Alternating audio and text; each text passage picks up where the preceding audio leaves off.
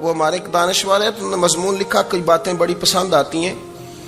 وہ کہتے ہیں کہ میری اہلیہ، ان کو بھی کسی نے مس گائیڈ کر دیا تھا، حالانکہ اچھی خاتون ہے، کسی نے مس گائیڈ کر دیا، تو وہ بھی سماجی اور ویلفیئر اور یہ خواتین کو شوق ہوتا نا بننے کا، تو وہ بھی سماج کے اندر اچھا مقام تلاش کرنے کے موڈ میں آ گئی۔ تو کہیں ایک دن جانا تھا تو بڑی بن سنور کے میرے ساتھ وہ گاڑی میں بیٹھ گئی۔ تو میں گاڑی میں، عورتوں کو یہ بھی مسئلہ ہوتا ہے نا کہ ہماری تعریف کرو، تو کئی دفعہ بعض مردوں بیچاروں کو جھوٹ بولنا پڑتا ہے، تو زبردستی کراتی ہیں نا جی۔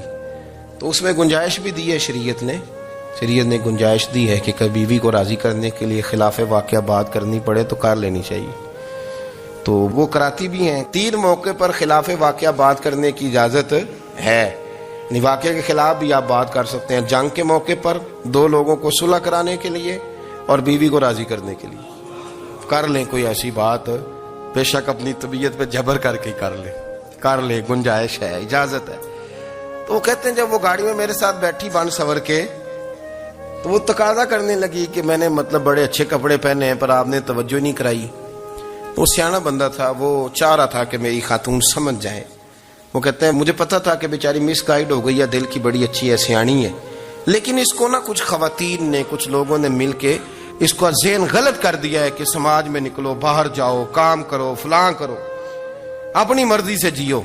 تو میرے ساتھ گاڑی میں بیٹھی کہیں جانے کے لیے، تو مجھ سے کہنے لگی کہ آپ نے میری طرف توجہ ہی نہیں کی، آپ نے کوئی ذکر ہی نہیں کیا کہ میں کیسی لگ رہی ہوں۔ تو وہ کہتے ہیں میں نے اسے کہا کہ اگر تو ناراض نہ ہو تو پھر میں صحیح والی تعریف کر دوں۔ تو اس نے کہا کہ آپ کر دیں۔ تو کہتے ہیں میں نے درد سے اور خلوص سے اپنی بیوی سے کہا، خلوص کے ساتھ میں نے کہا میں تو روز گھر ہوتا ہوں، روز شام کو گھر ہوتا ہوں، اگر تو میرے لیے تیار ہوتی تو میں تیری تعریف کرتا، لیکن آج تو باہر جانے کے لیے تیار ہوئی ہے، تو پھر ان سے تعریف کی امید رکھ جن کے لیے تو نے تیاری کی ہے۔ میرے لیے تیاری کرتی تو میں تو ہر شام تیرے پاس ہوتا ہوں۔ کہتے وہ میرے لفظوں میں درد تھا تو وہ بھی رو پڑی، کہنے لگی آپ گاڑی روک دیں، مجھے باہر جا کے کسی کو راضی نہیں کرنا، میں نے اسے راضی کرنا ہے جس کو رب کریم نے میرا شوہر بنایا ہے اور میرے لیے منتخب کیا ہے میرے ماں باپ کو، میں واپس لوٹتی ہوں۔ یہ ایک پہلو ہے سلگتا ہوا، اس کو سمجھا جائے۔ عورت کو ویسے بھی قابو کرنا بڑا آسان ہوتا ہے۔ اعلیٰ حضرت بریلوی رحمۃ اللہ علیہ فرماتے ہیں بیٹیاں نازک شیشیاں ہوتی ہیں، ان کو تو ذرا سی چوٹ لگے تو ٹوٹ جاتی ہیں۔ دیکھیں کتنا بڑا جملہ کہا بریلی کے امام، نازک شیشیاں ہیں، ذرا کوئی آدمی گمراہ کرتا ہے، ذرا خراب کرتا ہے۔ اب دیکھیں نا، یہ جو بچیوں کو بچے ایک مس گائیڈ کرتے ہیں، انہیں بڑے بڑے خواب دکھاتے ہیں، وہ بیچاری ماں باپ کو چھوڑ کے، بہن بھائی کو چھوڑ کے اس کے ساتھ شادی کرتی ہے، پھر جو اس کا بعد میں حشر ہوتا ہے، آپ ادلیاں نو سردار پہن تکے تے شرما والیاں نو جھوٹے ڈولیاں دے۔ پھر وہ بیچاری ماں باپ رکھتے نہیں، وہ ظلم کرتا ہے، تو کتنی بڑی تکلیف میں وہ بچی آ جاتی۔ نازک شیشی ہوتی ہے نا تو ٹوٹ جاتی۔ یہی حال اب جدید خواتین اور یہ جو کچھ اینکر پرسن ہیں، یہ اصل میں نا یہ آپ کو سیاست سکھاتے ہیں، لیکن یہ مادر پیدر آزاد لوگ ہیں، بالکل آزاد۔ یہ تو علماء شور نہ کریں، بات نہ کریں، گفتگو نہ کریں، مشائخ بات نہ کریں، اور یہ جو کچھ سنجیدہ اور دینی طبقہ ہے یہ کچھ شور نہ کرے، یہ تو روڈوں پہ ننگے ہو کے آ جائیں معاذ اللہ۔ خوفناک نظریہ رکھتے ہیں یہ لوگ۔ عورت کو کہتے ہیں تیرے حقوق ہم تجھے لے کے دیں گے، مثلاً وہ کون سا حق ہے جو تم نے لے کے دینا ہے؟ میرے نبی کریم صلی اللہ علیہ وسلم نے اس کو بیٹی بھی بنایا ہے، اس کو بہن بھی بنایا ہے، اس کو ماں بھی بنایا ہے، اسے بیوی کا عالی شان رتبہ بھی عطا فرمایا ہے۔ اور چونکہ بیٹی کا بھی حق بڑا بیان کیا جاتا ہے، بہن کا بھی، ماں کا بھی، اور بیوی کے معاملے میں لوگ سمجھتے ہیں کہ زیادہ بات نہیں کرنی چاہیے، شاید مسئلہ خراب ہو جائے۔ حالانکہ نبی پاک صلی اللہ تعالی علیہ وسلم نے بیوی کے بارے میں پتہ کیا فرمایا؟ فرمایا جب تم نکاح کر لیتے ہو تو اپنا ایمان محفوظ کر لیتے ہو۔ اب میں اس کی شرح نہیں کرتا، آپ خود کر لیجئے گا کہ وہ ایک ایسی شخصیت ہوتی ہے کہ جس کی موجودگی میں آپ کا ایمان محفوظ ہے۔ اب میں نہیں سمجھتا کہ اس سے بڑی بات کوئی اور ہو سکتی ہے، جس کی موجودگی میں آپ کا ایمان، اور بھائی یہ حدیث پاک عرض کر رہا ہوں، نکاح جب کوئی کر لے تو اس نے اپنا ایمان مکمل کر لیا. اس کا معنی یہ ہوا کہ آپ کا ایمان محفوظ ہے اس کی موجودگی میں. تو اس سے زیادہ بھی یعنی ایمان سب سے قیمتی چیز ہے نا, تو اس کے محفوظ ہونے کی وجہ حضور نے نکاح بیان کر دی. اب میرا خیال ہے بیوی اگر کوئی اس سے بڑا حقوق مانگے گی تو بیوقوفی کرے گی. اتنا بڑا درجہ نبی کریم نے اسے عطا کر دیا, اتنا بڑا مقام دے دیا کہ تو خاوند کے ایمان کے محفوظ ہونے کا ذریعہ بن گئی ہے. عورت کو جو حقوق رسول کریم صلی اللہ تعالی علیہ وسلم نے عطا فرمائے, نبی پاک نے جو حقوق دیے, دیکھیں نا حضرت عبداللہ ابن عمر رضی اللہ تعالیٰ عنہ کی اہلیہ بیمار تھی, تو جلدی جلدی سے وہ آئے. تو جب بہت جلدی ہو, سفر بڑا شدید تھا, تو آپ نے جلدی سے نماز ادا کی, جلدی سے چلے. آپ کے خادم کہنے لگے حضور خیریت ہے؟ فرمایا میری بیوی بیمار ہے. تو اس نے عرض کی حضور آپ کی اہلیہ بیمار ہے. تو آپ نے نماز بھی جلدی سے پڑھی, سفر بھی جلدی جلدی کیا. تو فرمانے لگے یہ وہ چیزیں ہیں جو ہمیں مدینے والے رسول نے سکھائی.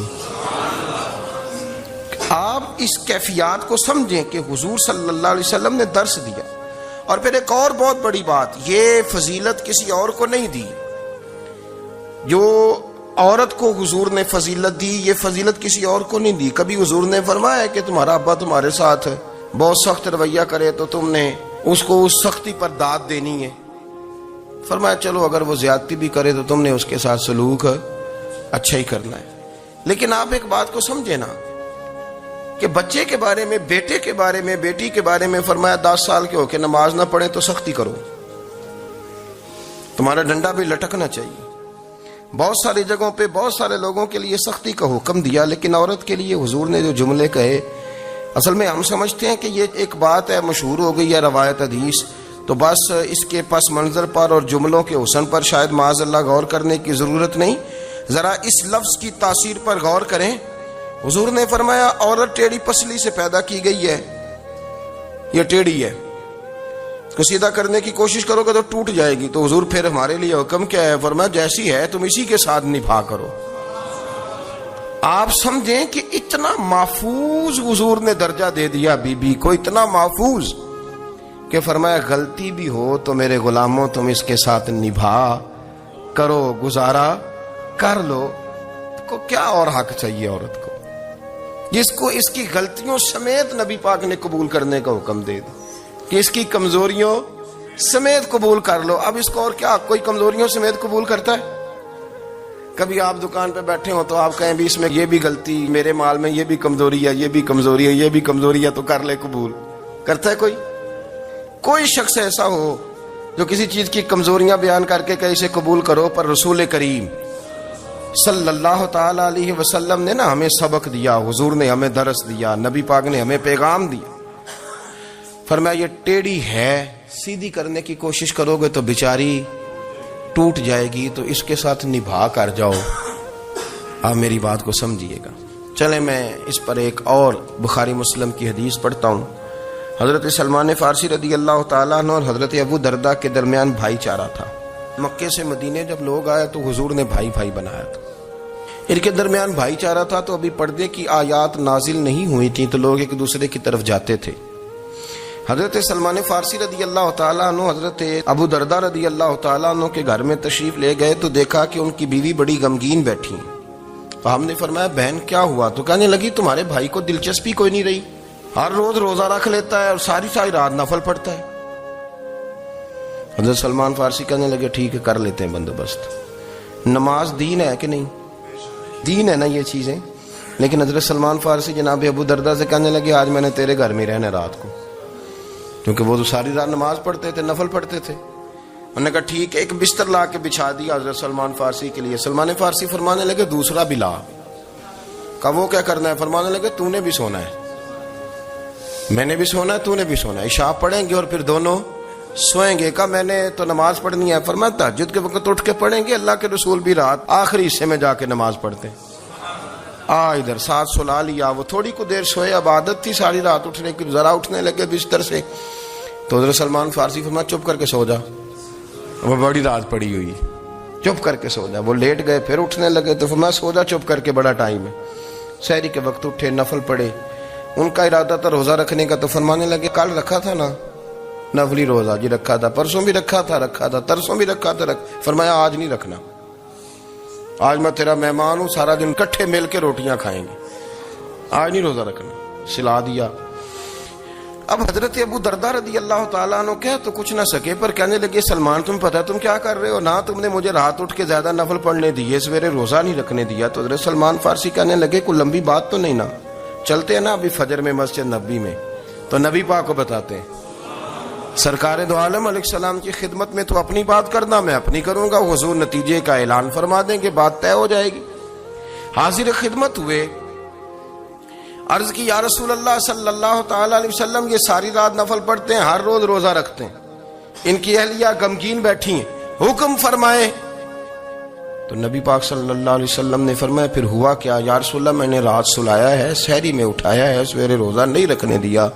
نبی پاک نے فرمایا سلمان فارسی نے ٹھیک کیا، سلمان فارسی نے ٹھیک کیا۔ پھر حضور نے فرمایا، نبی کریم نے فرمایا ابو درداء تیرے اوپر اگر اللہ کا حق ہے، اس کے رسول کا حق ہے، دین کا حق ہے، تو فرمایا تیری آنکھ کا بھی تیرے اوپر حق ہے، تیرے وجود کا بھی تیرے اوپر حق ہے، یہ حضور نے فرمایا، تیرے بچوں کا بھی تیرے اوپر حق ہے، تیری بیوی کا بھی تیرے اوپر حق، اس حق کو بھی سمجھے، حقوق اللہ بھی ہیں، پر تیری آنکھ کا بھی تیرے اوپر، کیا مانا کہ تیری آنکھ سونا چاہتی ہے تو اسے سلا بھی، تیرے وجود کا بھی تیرے اوپر حق، تو تیرا وجود آرام کرنا چاہتا ہے تو اسے آرام بھی کرا۔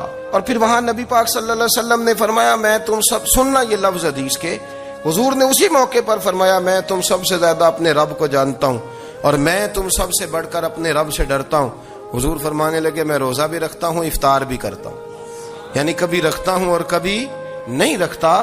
فرمایا میں نفل بھی پڑھتا ہوں اور اپنی بیویوں کو وقت بھی دیتا ہوں۔ سرکار مسجد میں بھی آتے تھے، نواسوں کے ساتھ کھیلا بھی کرتے، ان کے ساتھ پیار بھی کرتے۔ تو اتنے بڑے حقوق حضور نے بیان فرمائے عورتوں کے کہ تمہاری بیوی کا بھی تمہارے اوپر۔ لو ایک حدیث بخاری کی اور یہاں بیان کر دیتا ہوں۔ ایک شخص نے آ کے عرض کی یا رسول اللہ صلی اللہ تعالی علیہ وسلم جہاد کے لیے تیاری ہو گئی ہے، صفیں بن رہی ہیں، مجاہدین کی تیاری ہے، تو میرا بھی نام لکھ دیا گیا ہے مجاہدوں کی لسٹ میں، لیکن یا رسول اللہ صلی اللہ تعالی علیہ وسلم میری بیوی نے حج کی تیاری کر لی ہے اور میرے دوستوں نے، صحابہ نے میرا نام مجاہدین کی لسٹ میں لکھ دیا، تو میرے لیے کیا حکم ہے؟ یہ بخاری مسلم ہے۔ تو نبی پاک صلی اللہ تعالی علیہ وسلم نے فرمایا جہاد پہ کوئی اور چلا جائے گا تو بیوی کے ساتھ حج کرنے جا، اسے محرم کی ضرورت ہے، وہ تیرے بغیر کیسے جائے گی؟ مجاہدین کو تو اور مجاہد مل جائے گا، پر تو اپنی بیوی کے ساتھ جانا۔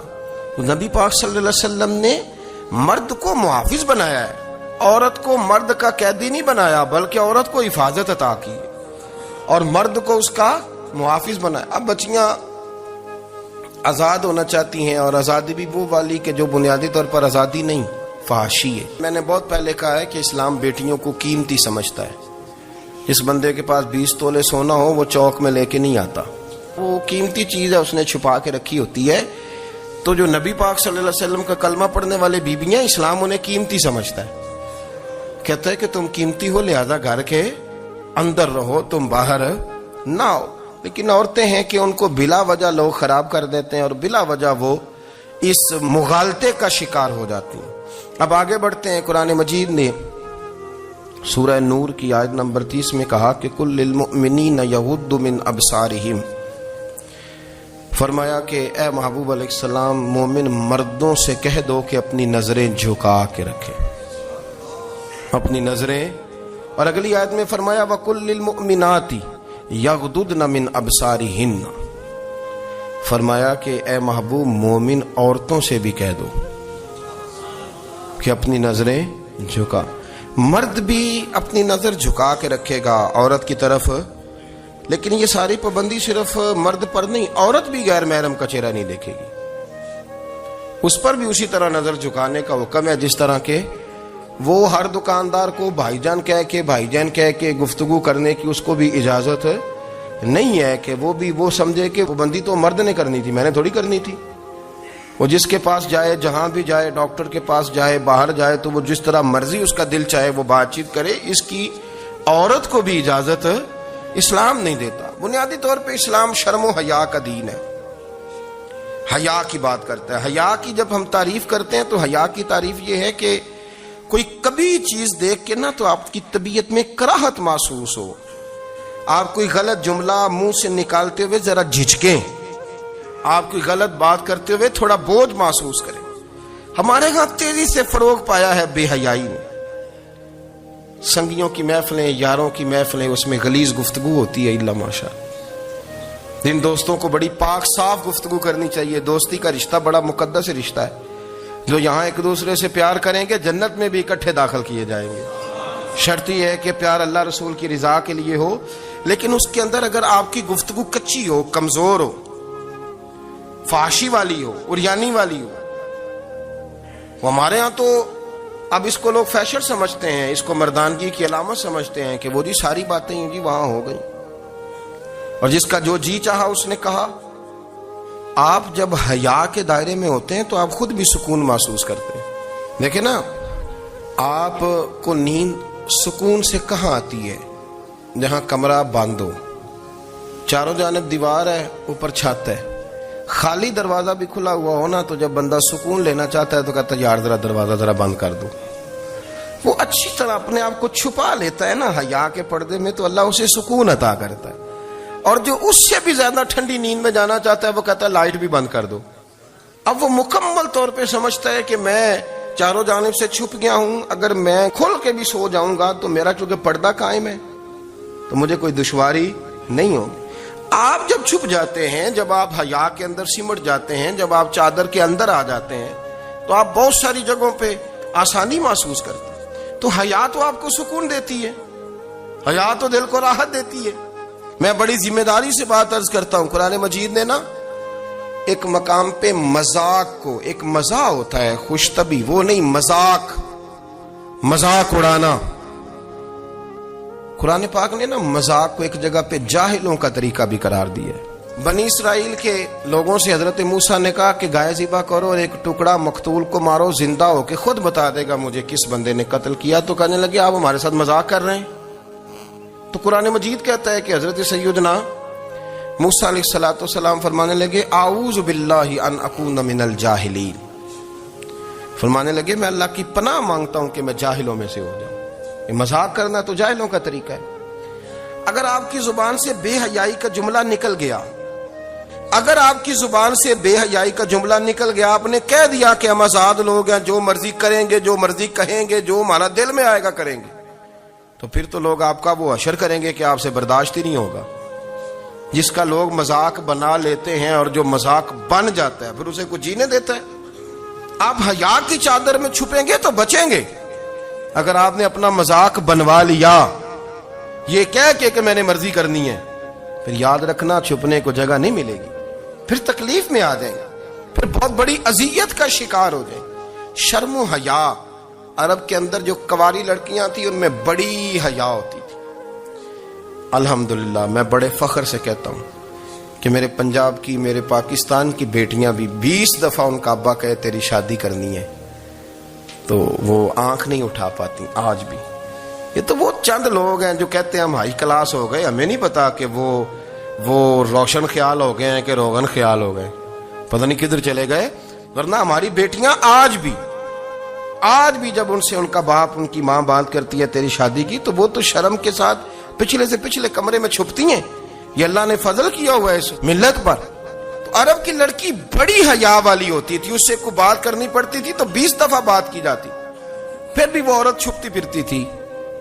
حضرت عائشہ صدیقہ رضی اللہ تعالیٰ عنہ فرمانے لگیں میرے نبی پاک صلی اللہ علیہ وسلم عرب کی کنواری لڑکیوں سے بھی زیادہ حیا کرنے والے۔ قاضی اعجاز مالکی نے، شیخ عبدالحق محدث دہلوی نے، دیگر بزرگ جو سیرت نگار گزرے انہوں نے لکھا ہے کہ نبی پاک صلی اللہ علیہ وسلم کے اندر 100 مردوں سے زیادہ طاقت تھی، 100 مردوں سے زیادہ طاقت۔ اب جو بات کہنے لگا ہوں، جو نتیجہ دینے لگا ہوں، اس پر خاص توجہ آپ فرمائیں گے۔ ذرا فکری طور پر، نظریاتی طور پر ایک چیز کو سمجھیے۔ ہم سمجھتے ہیں کہ جوان لڑکا ہے جی جو مرضی کرے، عمر ہے جی۔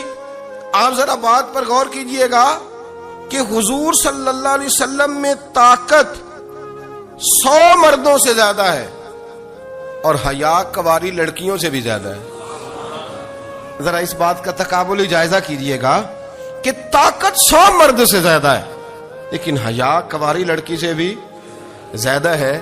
اس کا معنی یہ ہوا کہ جس ٹہنی کو پھل زیادہ لگ جاتے ہیں وہ جھکا کرتی. تو حیا تو حسن ہے. حیا تو آپ کو پاک صاف کرے گا. حیا تو آپ کو نرالا کرے گا, انوکھا کرے گا. رسول کریم صلی اللہ علیہ وسلم عرب کی کواری لڑکیوں سے زیادہ حیا والے تھے. کواری لڑکیوں سے زیادہ حضور حیا فرمایا کرتے تھے.